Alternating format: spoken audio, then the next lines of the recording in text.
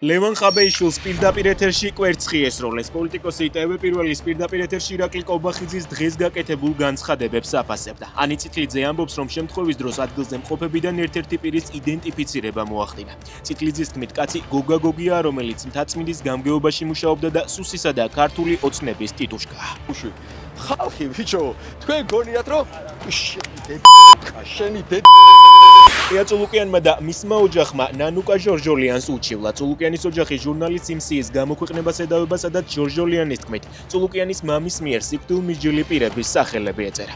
წულუკიანი წერს, რომ 20 პირიდან 15 დღემდე ცოცხალია. სავარაუდოდ ვერინელებს მისი გინების პოსტს, რომ 18,000 ლაიკი ჰქონდა. წერს ჟორჟოლიანის სოციალურ ქსელში და მის წინააღმდეგ შეტანილ სარჩელს ეხმაურება. რეპრესიების შეჩერება, უსამართლოდ დაკავებულთა გათავისუფლება, რეპრესიული კანონმდებლობის გაუქმება და ღია დიალოგის უზრუნველყოფა არის ერთადერთი გზა მიმდინარე კრიზისის მოგვარებისა და საქართველოს ევროკავშირის გზაზე დაბრუნებისთვის. თქვა IPN-თან საუბრისას პაվել ხერჩინსკი. დედა, მეც ძალიან მენატრები, სახლში მალე ვიქნები, ნუ განიცდი. რუსეთში დაპატიმრებული მამუკა გაწერელიას ოჯახმა შეტყობინება მიიღო.